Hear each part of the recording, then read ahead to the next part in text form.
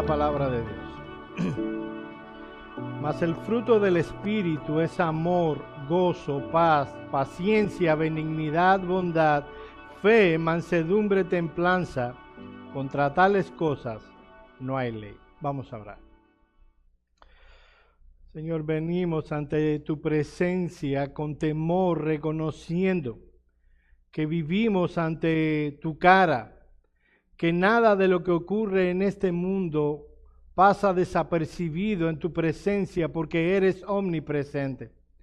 Pero ahora más conscientes estamos al saber que tú visitas a tu pueblo cada día del Señor para reunirte y recibir por medio de Jesucristo las alabanzas que tu pueblo eleva a ti.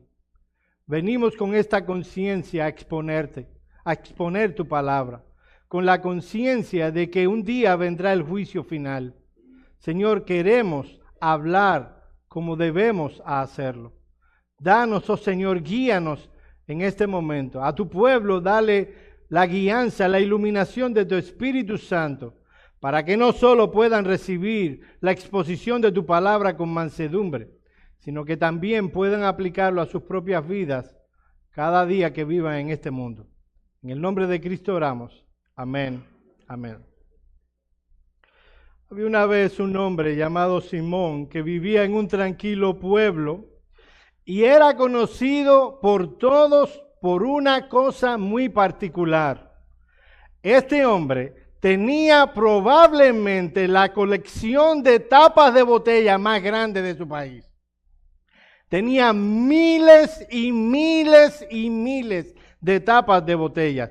El hombre estaba apasionado con las tapas de botella. Las organizaba por color, forma, país de origen, incluso por la marca. Pasaba horas limpiándolas, clasificándolas, hablando de ellas con entusiasmo que contagiaba a los demás. Muchos iban al centro donde él estaba a ver las tapas de botella, la colección de tapas de botella. Un día un niño del vecindario se acercó curioso y le preguntó, ¿para qué sirve todo esto? Simón sonrió orgulloso y le respondió lo siguiente: niño, lo que contemplan tus ojos es arte, historia y pasión. Es mi legado. El niño lo miró en silencio por un tiempo y pensativo. Y pensó sobre el asunto y le dijo: mira, mi abuela me dice que la cosa más importante que no se puede guardar en cajas y que es lo más valioso son las personas. Esas palabras se le clavaron a Simón como una espina dulce. Esa noche, mientras limpiaba una tapa oxidada del año 1987, él se preguntó: ¿en qué estoy realmente invirtiendo mi vida? Mis amados hermanos, algunos tratan la vida cristiana como si fuera una colección de tapas de botella. Algunos la tratan como si fuera algo que no tiene gran valor. Ni siquiera pueden responder qué es lo que en realidad importa en cuanto a la vida cristiana. Algunos tratan la vida cristiana que les ha sido dada por gracia como si estuvieran coleccionando una colección de tapas de botella. Por un momento están apasionados, pero cuando alguien les pregunta ¿para qué haces lo que haces?, no saben con certeza cuál es la importancia de vivir una vida cristiana que glorifica a Dios. Mis amados hermanos, tener un entendimiento claro de cómo crecer en la vida cristiana, comprender cuáles son los elementos que están envueltos en la lucha contra el pecado, es un asunto trascendental. No estamos coleccionando tapas de botella. En Romanos capítulo 6, versículo 22, se nos dice qué tan importante es la doctrina de la santificación para un creyente. Allí se nos dice, y cito: mas ahora habéis sido libertados del pecado y hechos siervos de Dios, esclavos de Dios. Tenéis por vuestro fruto la santificación y como fin la vida eterna. El apóstol Pablo quiere ser claro en su exposición del Evangelio a las iglesias de Galacia. Él ha dicho que y ha recalcado que hemos sido salvados solo por Cristo, solo por la gracia y solo por medio de la fe. Como consecuencia hemos sido libertados de la culpa del pecado, de las consecuencias del pecado y del dominio del pecado. Y ahora, a consecuencia de eso, hemos sido hechos siervos de la justicia. Pero una vez que hemos sido salvados, aunque ahora estamos en Cristo y todo lo que viene a nuestras vidas sigue siendo por gracia y que debemos seguir ejerciendo la fe, ahora que hemos sido libertados del pecado, estamos en una lucha frontal, diaria, enérgica contra el pecado que aún mora en nosotros. Hasta ahora hemos visto que en esa lucha tenemos deseos pecaminosos, llamados los deseos de la carne y deseos del espíritu. Debemos alimentar los deseos del espíritu para que puedan ser fuertes y en el momento de la tentación podamos ser guiados por esos deseos del espíritu. Lo segundo que consideramos en cuanto a este tema es que una comprensión clara y bíblica de la pecaminosidad del pecado es imprescindible para esa lucha. Mi amado hermano, a menos que entiendas lo peligroso, lo oscuro y la meta que tiene el pecado en tu interior, no irás en esa lucha con todas las fuerzas que el Espíritu Santo te da. Debes entender que tan peligroso es el pecado. Ahora, el apóstol Pablo va a dar un paso más en la enseñanza que está dando acerca de la santificación. Y lo que queremos que quede en la mente de cada uno de ustedes en esta tarde es lo siguiente, presta atención. Un entendimiento bíblico, basado sobre todo en este pasaje, de los deseos del Espíritu es indispensable para nuestro crecimiento en la gracia. Repito, un entendimiento de lo que Pablo nos va a estar enseñando aquí, en cuanto a los deseos del Espíritu, es indispensable para nuestro crecimiento en la gracia. Lo que encontramos en los versículos 22 y 23 de Gálatas 5 son esos deseos del Espíritu que anteriormente el apóstol Pablo nos habló a partir del versículo 16. Aquí se le pone otro nombre, se le llama el fruto del Espíritu. Y lo primero que quiero que veamos a la luz de nuestro texto es una breve explicación del obrar del Espíritu. Consideremos una breve explicación del obrar del Espíritu. Miren el versículo 22 en su primera parte. Mas el fruto del Espíritu. Después de enumerar 15 ilustraciones de que puede ser resumida en una sola frase, las obras de la carne, Pablo pasó a considerar las virtudes contrastantes de la vida controlada por el Espíritu. Pablo con esta lista no trata de ofrecer una lista exhaustiva, valga la redundancia, de aquellas virtudes cristianas que moran en nuestro interior a partir de que nos convertimos. No es exhaustiva, pero es bastante representativa. Y tres cosas deben ser establecidas con claridad para poder interpretar correctamente este pasaje. En primer lugar, esta lista son gracias que tienen todos los creyentes y solo los creyentes. Le llama el fruto del Espíritu y viene siempre como consecuencia de la fe salvadora. Déjenme explicarlo de esta manera. Una persona no cristiana, por la gracia común, puede ser muy paciente. Una persona, por la gracia común, puede amar.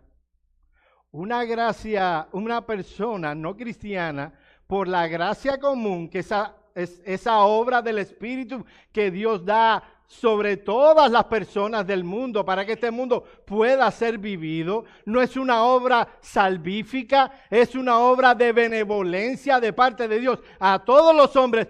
Un impío, un incrédulo puede tener benignidad. ¿Saben lo que no puede tener? Todas estas cosas al mismo tiempo. La corrupción que hay en su corazón impedirá que eso suceda. Para que pueda estar el fruto del Espíritu, debe el Espíritu habitar y debe producirlo. Ahora, ese fruto del Espíritu viene como consecuencia de la fe salvadora. Miren lo que dice Pablo en Gálatas capítulo 3, versículos 1 al 5. Vamos allá un momento. Gálatas capítulo 3, versículos 1 al 5. De esta misma carta, solo unos capítulos atrás.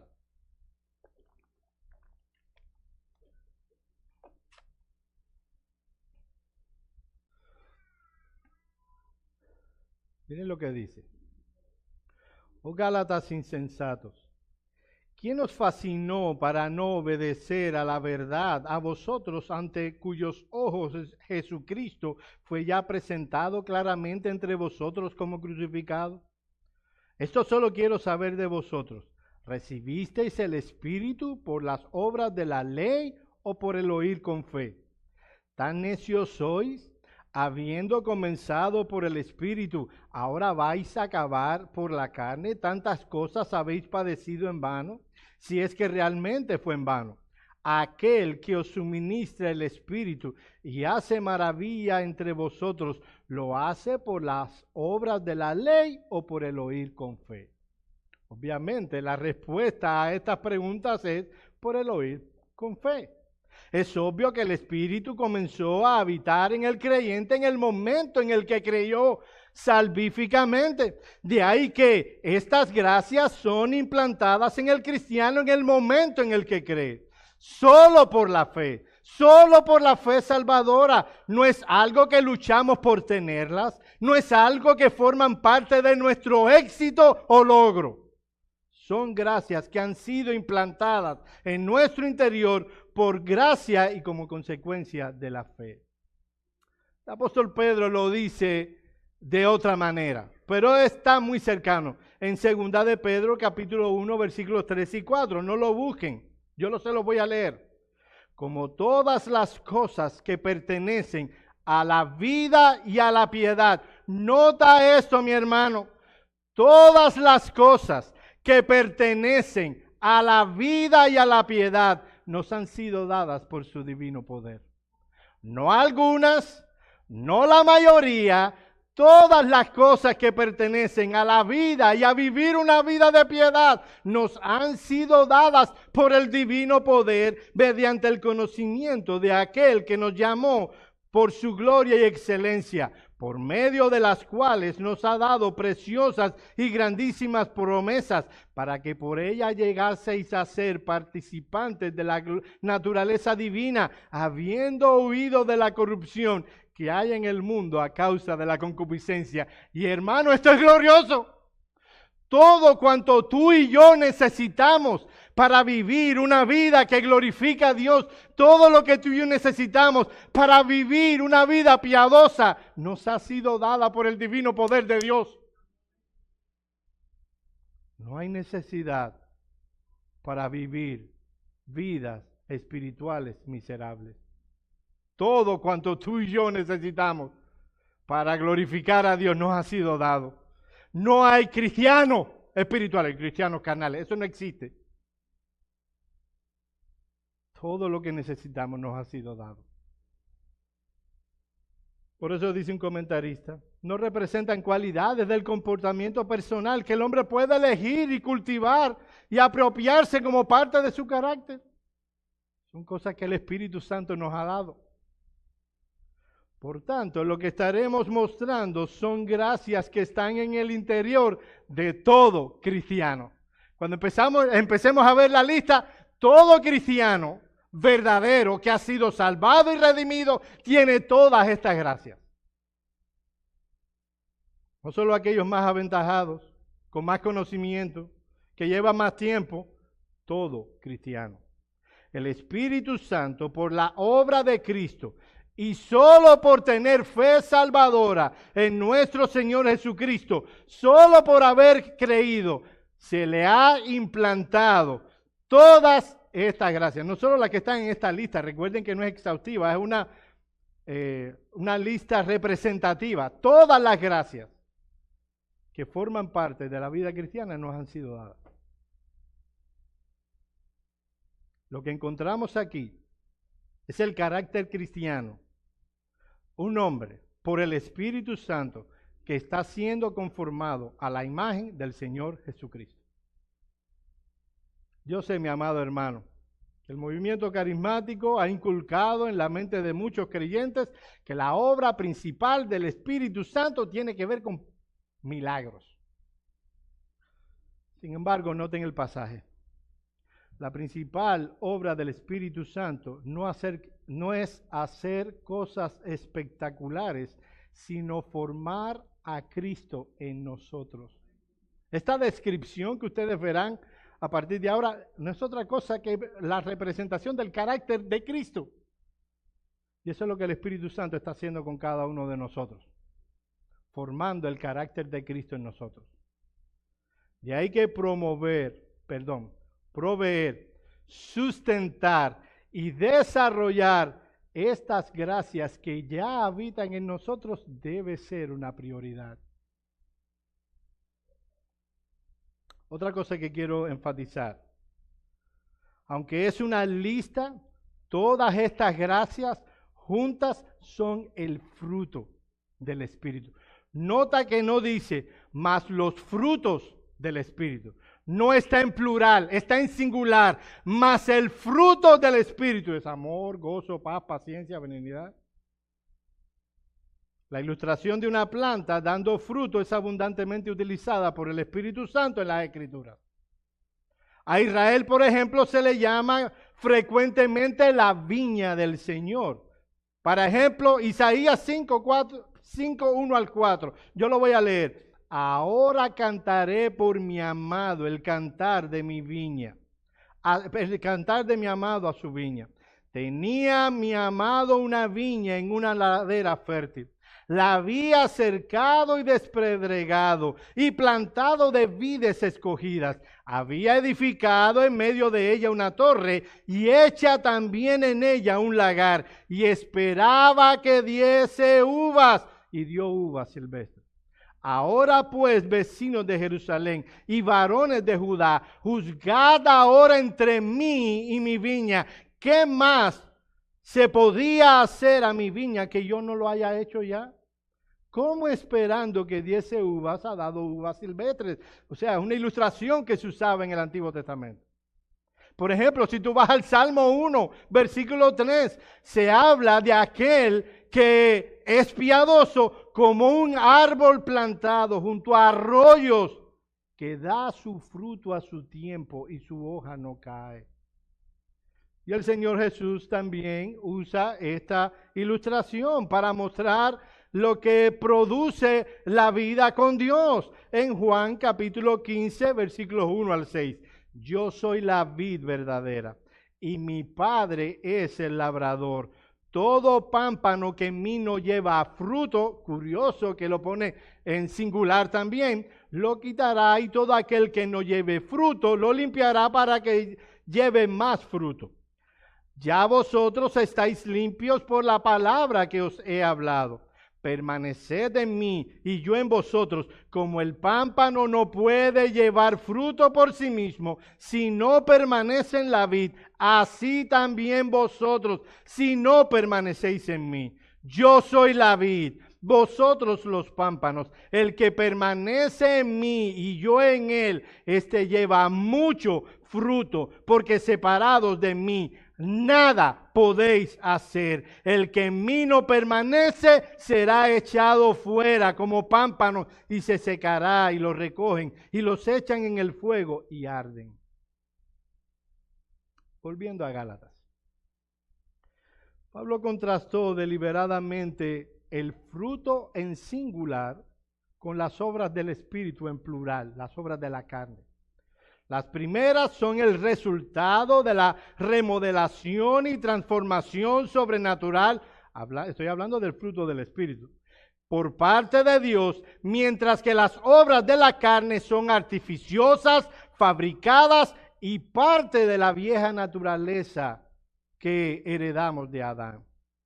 Lo curioso de este pasaje es que, aunque están enlistados una serie de gracias, el autor inspirado puso el sustantivo fruto en singular. Para algunos deberían ser los frutos. Todas estas gracias deben estar en un creyente, porque es el fruto del Espíritu. Así que cuando veamos estas gracias, probablemente alguno dirá, yo no tengo paciencia. O yo no tengo tal o más cual cosa. Déjame darte la excelente noticia, la buena noticia, que sí la tienes. El Espíritu Santo ya la puso ahí. Esto probablemente apunta al hecho de que todos aquellos colectivamente que son conformados a la imagen de Jesucristo deben mostrar cada uno de estos distintivos. Al permanecer en Cristo, todos los frutos del Espíritu son producidos por Él. Esto no quiere decir que cada uno de esas gracias no van a ser tan fuertes al mismo nivel, pero sí establece el hecho de que están en nuestro interior y deben ser ejercidos e incrementados. Una última cosa en cuanto a estas ideas que estoy trayendo a tu mente para interpretar bien el texto. Estas cosas solo pueden ser producidas juntas por el Espíritu Santo por la gracia especial. Puede ser que alguien nos esté visitando y diga, ay, qué bueno sería que todos los de mi barrio me vieran teniendo amor, gozo, paz, paciencia, benignidad. A partir de ahora me voy a esforzar fuertemente por tenerla. Se requiere la gracia especial de Dios. Ya esto lo hemos mencionado de alguna manera anteriormente, pero queremos enfatizar en esto. Noten que es el fruto del Espíritu. Esto proviene solo por el Espíritu Santo. No es un logro de la humanidad. Lo tenemos como resultado de la obra directa del Espíritu Santo. Son gracias que el Espíritu Santo implanta. La mayoría de los creyentes, cuando hablan de los frutos del cristiano, generalmente es para hablar de un nuevo convertido. Y se entiende porque en 1 Corintios capítulo 16, 15, Pablo usa el término para hablar de eso. Sin embargo, la mayoría de las ocasiones cuando se habla de fruto como parte de la vida cristiana, es para hablar de la formación de un carácter cristiano. Una de mis metas con este sermón es que cuando salgamos por esa puerta, cada uno de los que hemos sido redimidos, nunca más diga, es que yo soy así. Y los demás, que me aguanten. Mi hermano, el Espíritu Santo implantó estas cosas en ti, porque no le gustamos así como somos. ¿Recuerdan como dicen por ahí? Dios te ama así como eres. No, Dios te ama a pesar de lo que somos. Dios nos ama, me ama a mí. Nos ama a pesar de lo que somos. Y por eso nos regenera. Y por eso pone el fruto del Espíritu. Así que cuando salgamos, ya no diremos nunca más, es que yo soy así, y los demás que me aguanten. No, el Espíritu Santo ha puesto en nuestro interior amor, gozo, paz, paciencia, benignidad, fe, mansedumbre, templanza. Cada uno de los que hemos sido redimidos la tenemos. Así que lo que tenemos que hacer es, en dependencia del Espíritu, ya les di todo el sermón, es hacer estas cosas. Veamos ahora, en segundo lugar, ya vimos algunas ideas que deben quedar en tu mente para interpretar bien el texto. Veamos en segundo lugar esta obra del Espíritu con una lupa. En los versículos 22 y 23 una vez más, por favor. Mas el fruto del Espíritu es amor, gozo, paz, paciencia, benignidad, bondad, fe, mansedumbre, templanza. Contra tales cosas no hay ley. El primer elemento que encontramos allí, y es obvio, Es la palabra amor, del griego ágape. Es una de las palabras más utilizadas por el apóstol Pablo. El sustantivo ágape aparece 75 veces en las cartas de Pablo. Y el verbo agapao, mostrar amor, 34 veces en sus escritos. Debe ser importante, ¿verdad? Es significativo que el amor encabece esta lista. Y debe ser, porque la tríada, que por cierto Esperanza no está aquí, central de la vida cristiana, es amor, es fe y es esperanza. El amor como característica de la vida cristiana es consecuencia del amor insondable y de la misericordia infinita que Dios ha tenido para con nosotros. Para Pablo, esto era el fundamento de todo lo que le diría a los Gálatas. Miren lo que dice el 2:20. Vivo en la fe del Hijo de Dios, el cual me amó y se entregó a sí mismo por mí. El resultado del ministerio transformador y santificador del Espíritu en nuestras vidas es precisamente este, que nos capacita para amarnos los unos a los otros con el tipo de amor, salvando las distancias que tiene Dios para amarnos a nosotros. Pablo perfiló este tipo de amor en 1 Corintios 13. Y hay algo que me llama la atención cuando dice que el amor cristiano no busca lo suyo. Solo en 2 ocasiones en las cartas de Pablo se habla explícitamente, obviamente implícita más, del amor de nosotros hacia Dios. Romanos 8:28 y 2 Tesalonicenses 3:5. Aunque todo lo que dice sobre esta devoción, el culto y el servicio presupone un movimiento de amor afectivo hacia Dios, en realidad el énfasis, oye esto, del Nuevo Testamento y sobre todo aquí en Gálatas, es el amor que debemos tener los unos para con los otros.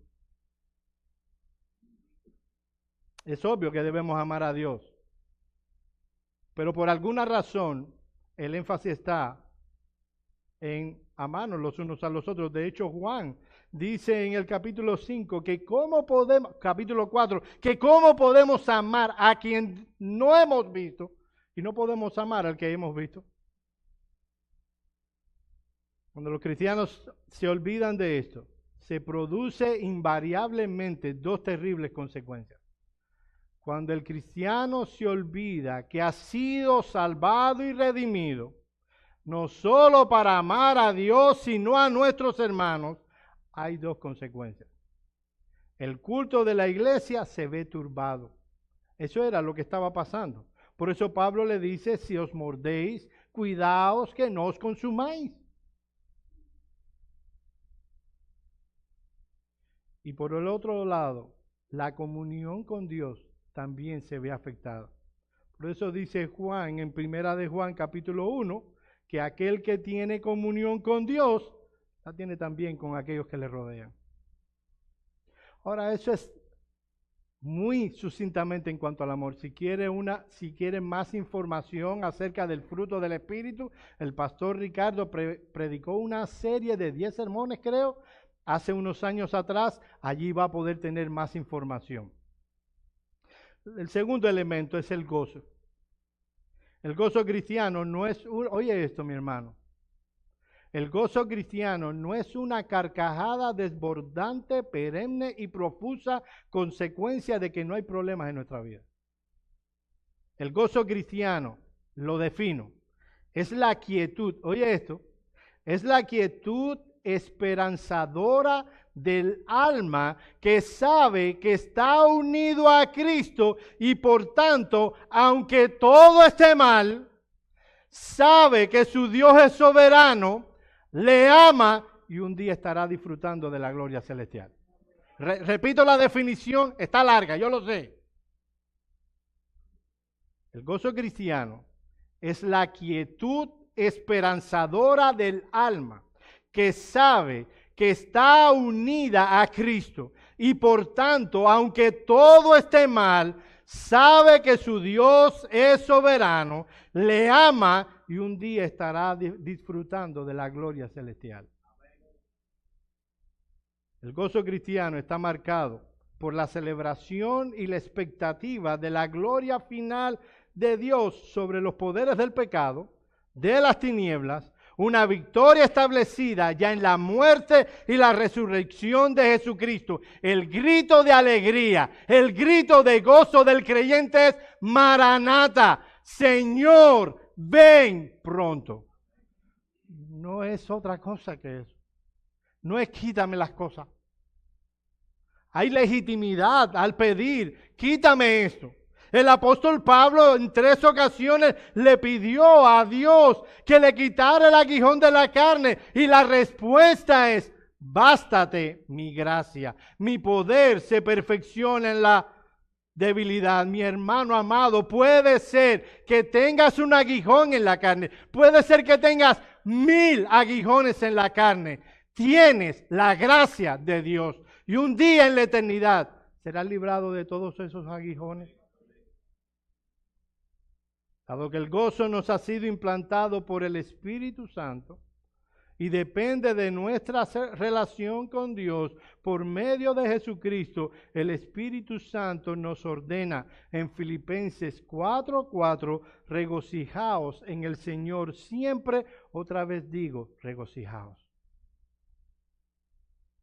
Sí, vendrán tristezas a nuestra vida. Vendrán aflicciones. ¿Sabe lo que debemos hacer? Gozarnos. Eso es lo que dice Santiago en Santiago 1:2. Tener por sumo gozo.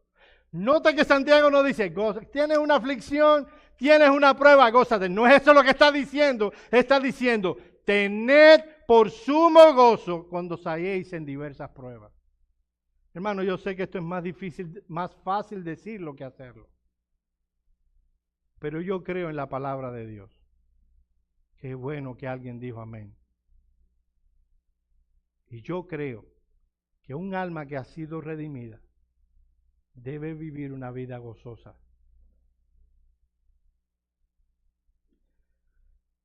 El siguiente elemento es la paz. La paz es la ausencia de confrontación. En este caso no se refiere a algo que ocurre entre dos personas, sino algo que ocurre internamente en el alma.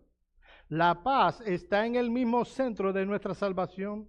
Esta paz es la serenidad de corazón, que es la porción de todos aquellos que han sido justificados por la fe.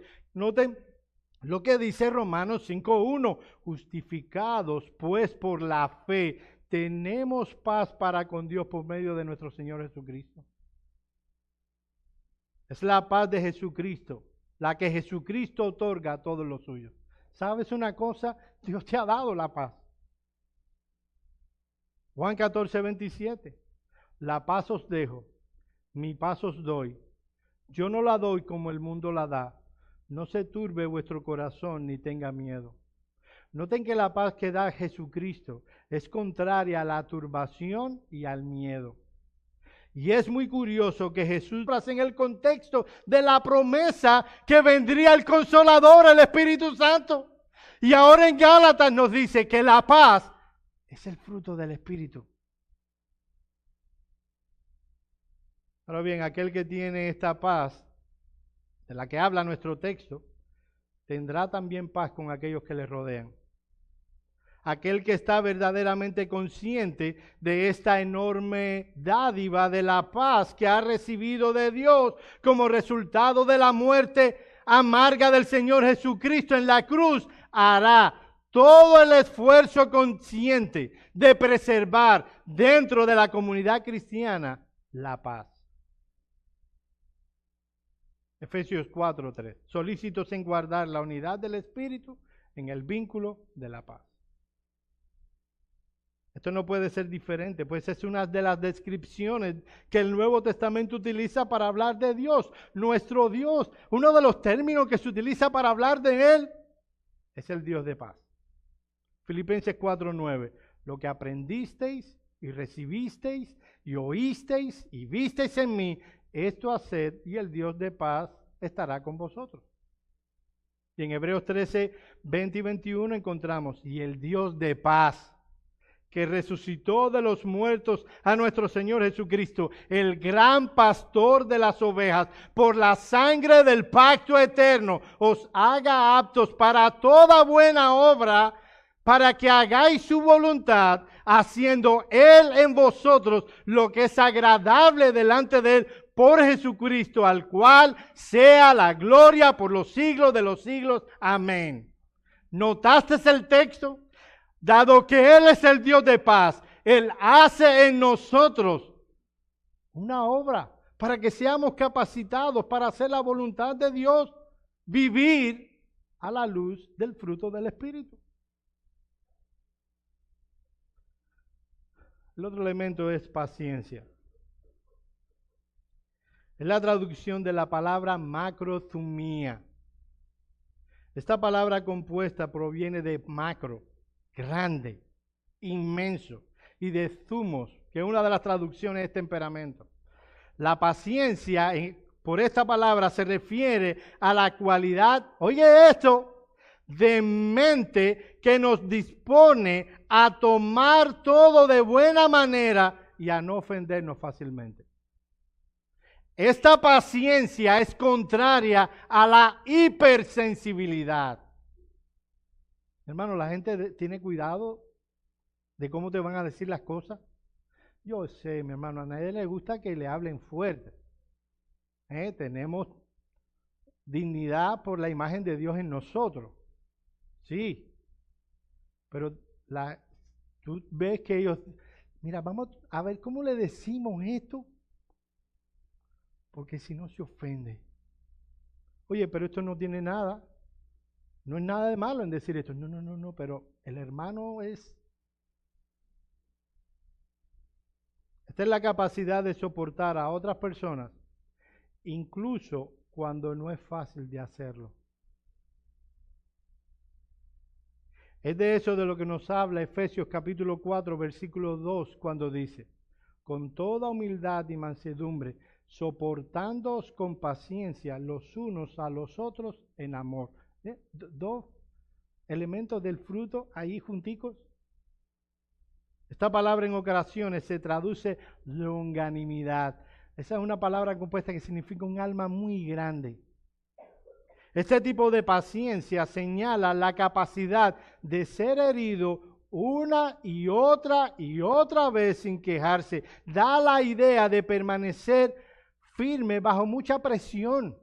Hay otra palabra griega muy similar en esta acepción de la palabra. Y es la palabra griega hipomone, que también se traduce paciencia en el español.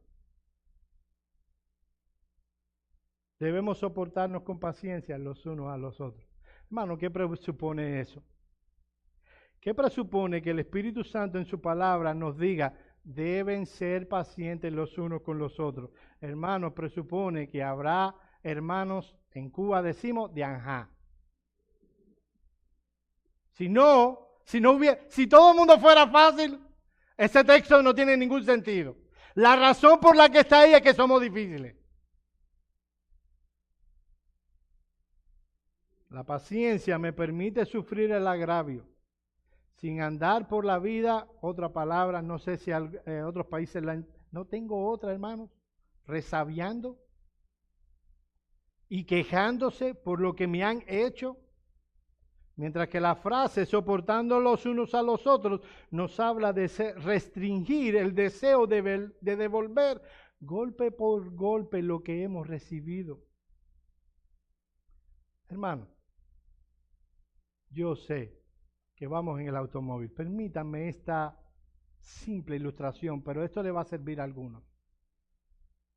Estamos en una larga fila para salirnos del freeway y de pronto yo le llamo a mi esposa, ahí viene el inteligente. Viene un inteligente que no respeta la fila, se va por donde no debe ir, porque está más apurado que nosotros.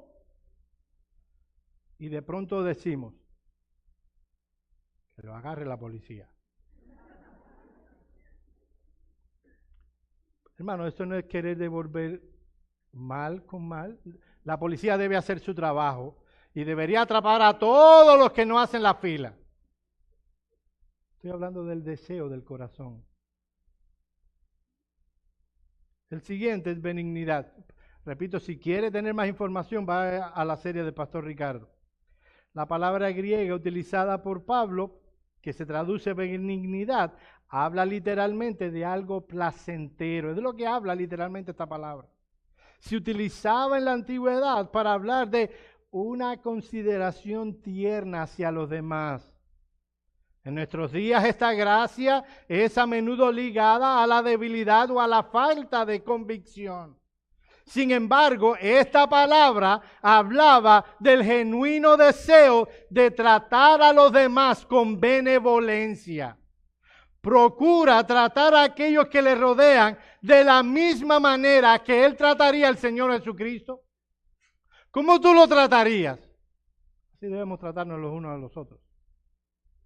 Esta es la palabra que utilizó Pablo en 1 Tesalonicenses, capítulo 2, versículos 6 y 7, para hablar de la manera en que trató a los de Tesalónica, porque nunca usamos palabras lisonjeras, como sabéis, ni encubrimos avaricia, Dios es testigo, ni buscamos la gloria de los hombres, ni de vosotros, ni de otros, aunque podíamos seros carga como apóstoles de Cristo. Antes fuimos tiernos, benignos entre vosotros, como la nodriza que cuida con ternura a sus propios hijos.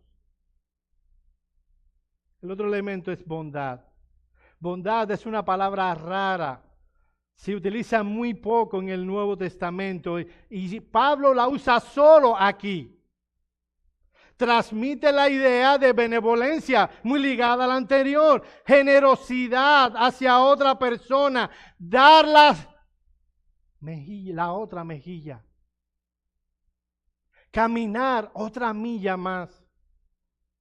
A veces se habla de una acción realizada por la bondad del corazón,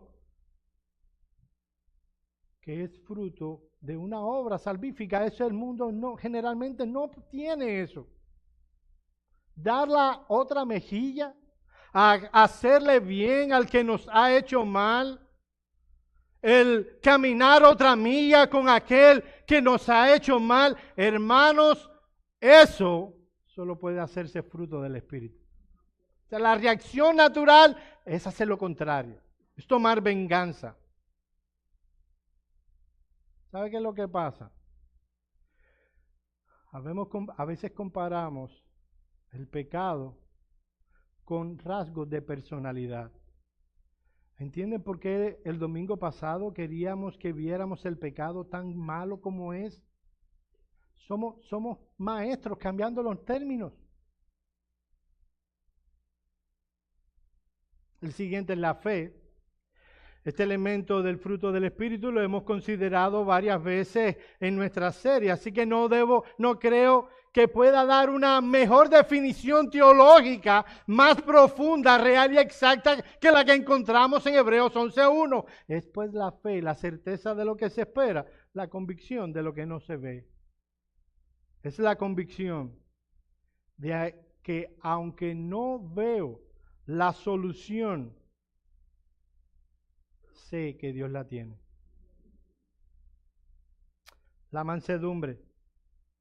Mis amados hermanos, los creyentes deben distinguirse por ser mansos. No, nota que se nos ha dado. Ahora, yo sé que este adjetivo a nuestros ojos tiene una connotación negativa, pasiva y para algunos hasta pusilánime.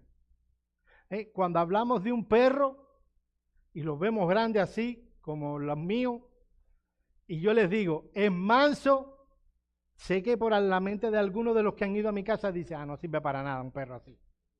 Porque vemos la mansedumbre como una característica de debilidad. Sin embargo, siempre he presentado la Escritura como una característica de fortaleza. Por eso el Señor Jesús en Mateo 5:5 dice que uno de los distintivos de aquellos que pertenecen al reino es que son mansos. Dice Mateo 5:5, bienaventurados los mansos, porque ellos recibirán la tierra por heredad. Ellos estarán en la eternidad conmigo, porque ellos son mansos. Una persona mansa es aquella que ha aprendido a sujetar su carácter. Los griegos usaban esta palabra para referirse a un potro que ha sido domado. Lejos de ser una persona débil, el manso posee la fortaleza de carácter que es capaz de sujetar sus pasiones y tenerlas bajo control. Hace falta mucha fortaleza de carácter para hacer eso. En el mundo se dice que una persona posee fortaleza de carácter cuando es voluntariosa. No, a mí sí, nadie me pasa por arriba. Perdone la dramatización. Pero lejos de poseer fortaleza de carácter, un individuo así carece de dominio propio. Es un hombre débil. No es lo mismo tener fortaleza de carácter que poseer un carácter indomable. Estas personas son tan débiles que no pueden dominar sus pasiones. Por eso el puritano Thomas Watson define mansedumbre como una gracia por medio de la cual somos capacitados por el Espíritu de Dios para moderar nuestras pasiones.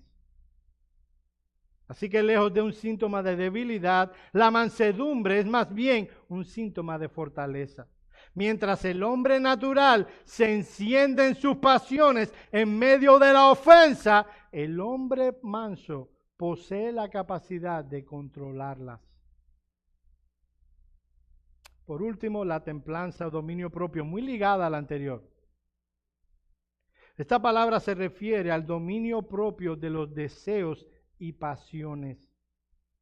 Las imágenes atléticas de Pablo una y otra vez, presentándolo como una ilustración de la vida cristiana, nos ayudan a interpretar esta palabra. Yo quiero que vayan conmigo, por favor, a 1 Corintios capítulo 9, versículos 24 al 27. Aquí hay un ejemplo, una ilustración de cómo hacía Pablo para manifestar el dominio propio. 1 Corintios, capítulo 9, versículos 24 al 26.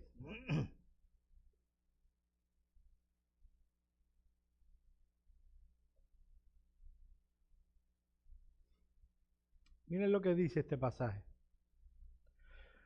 ¿No sabéis que los que corren en el estadio, todos a la verdad corren, pero uno solo se lleva el premio? Corred de tal manera que lo obtengáis. Todo aquel que lucha, de todos se abstiene, ellos a la verdad, para recibir una corona corruptible, pero una incorruptible. Déjenme ponerlo en contexto. En las antiguas Olimpiadas, el premio no era una medalla de oro. Era una corona de laurel. ¿Se imaginan todo el entrenamiento por 4 años? El sacrificio de este hombre. Gana las Olimpiadas en Atenas, le dan una coronita de laurel, lo pone en el lugar que más visible de la sala de su casa y está ahí tan linda. Llama a sus amigos, miren la corona que me gané en las Olimpiadas. Pasa otro día, vienen más amigos y pueden ver. Al tercer día ya empiezan a caerse las hojitas. Al mes no hay corona. Para eso corren los impíos. Todo su sacrificio es para tener una corona de laurel. Pero los creyentes corremos para la gloria de Dios, para una corona incorruptible. Así que, dice Pablo, yo de esta manera corro, no como a la aventura, de esta manera peleo, no como quien golpea al aire. ¿Se imaginan a un hombre que dice, soy cinturón negro de karate y todo cuanto hace es golpear al aire?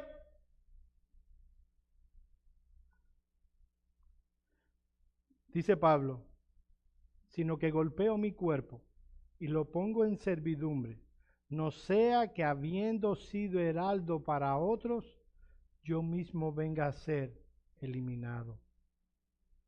Un cristiano sin templanza es como un corredor que corre sin rumbo de un lado a otro de la pista, o un boxeador que se limita a golpear el aire sin acertar nunca un golpe.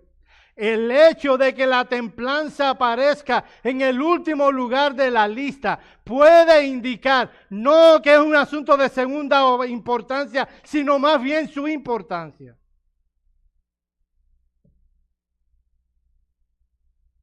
Mis amados hermanos, ¿pueden ver a aquellos que están a nuestro alrededor, que no son cristianos, que tenemos control de nosotros mismos?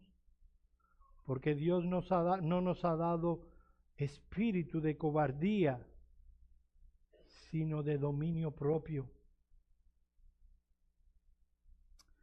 Habiendo visto algunas indicaciones acerca del obrar del Espíritu, habiendo visto con una lupa el obrar del Espíritu, el fruto del Espíritu, veamos en último lugar las conclusiones de lo aprendido. Miren el versículo 23 en su parte final. Contra tales cosas no hay ley. El punto es que ninguna de estas virtudes que conforman el fruto del Espíritu no están en oposición, sino en total consonancia con la ley moral de Dios expresada en los 10 mandamientos. Usted puede tomar el fruto del Espíritu y usted puede tomar los 10 mandamientos y usted verá consonancia. No están contrarias, no son enemigos, no están en oposición. Todo lo que la ley de Dios nos pide, prescribe o prohíbe, haya su cumplimiento en estas gracias que el Espíritu Santo implanta en nuestro corazón. Lo que hace el Espíritu Santo al implantar en nosotros el fruto del Espíritu es capacitarnos para vivir una vida que glorifica a Dios en consonancia con los 10 mandamientos. El Espíritu Santo produce en nosotros algo que la ley no puede producir. La ley no puede producir esos frutos. La ley moral no puede producir paciencia, amor a Dios o alguno de estos elementos. No está diseñada para producir. La ley moral de Dios solo muestra lo que Dios quiere, pero no puede producir que lo hagamos. Ahora bien, el Espíritu Santo, por su obra sobrenatural en nosotros, nos capacita para que podamos hacerlo. Mi amado hermano, todas las cosas que pertenecen a la vida y a la piedad te han sido dadas en tu interior por el poder del Espíritu. Porque hay creyentes que viven vidas miserables. Sí, es una lucha, mis hermanos, es una lucha de todos los días. El Señor Jesús nos los dijo, que la vida cristiana, si queremos ser discípulos de Él, tenemos que tomar una cruz cada día. Pero todas aquellas cosas que pertenecen a la vida y a la piedad nos han sido dadas por el Espíritu Santo, han sido implantadas en tu alma. Tienes paciencia. Tienes amor, gozo, paz, benignidad, fe, mansedumbre, templanza. Ejerce esas gracias, fortalece esas gracias. ¿Te imaginas qué sería de este mundo a la luz de los impíos que nos contemplan si cada creyente entiende lo que el Espíritu Santo le ha dado, fortalece esas gracias y vive y manifiesta esas gracias ante el mundo? ¿No sería eso un instrumento poderoso que también el Espíritu Santo utilizaría para llamar a pecadores elegidos desde antes de la fundación del mundo a ser salvos? Pero en realidad lo que hacemos muchas veces es no ejercer y no desarrollar estas gracias, no alimentarlas. Hermanos amados, la vida cristiana no puede tratarse como si estuviéramos coleccionando tapitas de refresco. Es algo importante. Es algo que da gloria a Dios. Tú te puedes preguntar, ¿y qué hago, Joel, para cultivar esas gracias? Para que puedan ser visibles. En primer lugar, pelea. Oye esto, mi hermano. Oye esto. Pelea enérgica y ferozmente por desarrollar estas gracias, permaneciendo cerca de Cristo por medio de la oración. ¿Puedo repetirlo? Pelea enérgica y ferozmente por desarrollar estas gracias, permaneciendo cerca de Cristo por medio de la oración. Hermano, no estamos recolectando tapitas de refresco. Esto es importante. Si es importante, hagamos lo importante en nuestras vidas. No debemos ser como el rey Joás de Israel. Él tuvo la oportunidad de oro para vencer a su enemigo. Se presenta ante Eliseo. Le dice que los sirios quieren conquistar la tierra. Es un enemigo más poderoso que ellos. Y hay una imagen donde Eliseo le da unas flechas y le dice, golpea la tierra. Y él da 3 golpecitos a la tierra. ¿Saben de la historia que estoy hablando? Y Eliseo le dice, oh pobre, si hubieras golpeado 5 o 7 veces, hubieras derrotado para siempre a tus enemigos.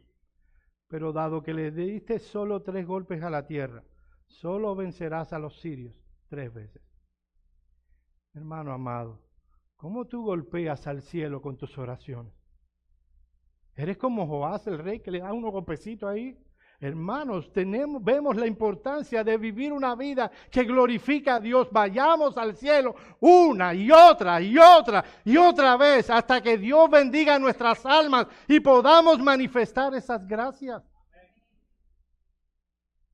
Oremos constante y perseverantemente al Dios de gracia para que estas gracias sean avivadas. Peleemos fieramente, golpeando al cielo con las saetas llamadas oración, para que las gracias implantadas por el Espíritu puedan ser avivadas por el Espíritu en nuestras vidas.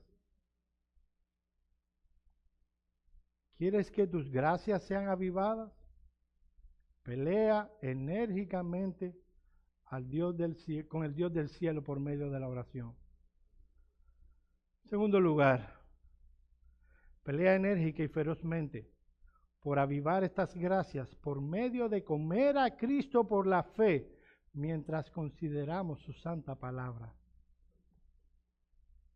Miren lo que dice Jeremías, en Jeremías 15:16. Fueron halladas tus palabras y yo las comí. Y tu palabra me fue por gozo y por alegría de mi corazón, porque tu nombre se invocó sobre mí, oh Jehová de los ejércitos. ¿Notaste la relación que Jeremías muestra entre comer la palabra de Dios y el tener gozo, el fruto del Espíritu? Mi amado hermano, aliméntate de Cristo comiendo su palabra. Hacemos énfasis y le decimos, lee la palabra, no como un libro, que es la palabra de Dios. A veces, mira, Joel Vicky sacó su último libro, y vamos y lo compramos y lo leemos. Hay una palabra más grande, más bendita, más excelsa, perfecta, la palabra de Dios. ¿No la comeremos? Insistimos en lee tu Biblia. Medita en la palabra de Dios. Estudia la palabra de Dios. No lo hacemos y luego queremos crecer en nuestras gracias. Mis amados hermanos, ¿qué es la vida cristiana para ti? No somos llamados a jugar a la vida cristiana como si estuviéramos coleccionando tapitas de refresco. Quiera Dios que todos los que hemos sido redimidos por la sangre del Cordero, determinemos avivar las gracias que Dios ha implantado en nosotros para gloria de Dios Padre. Vamos a orar.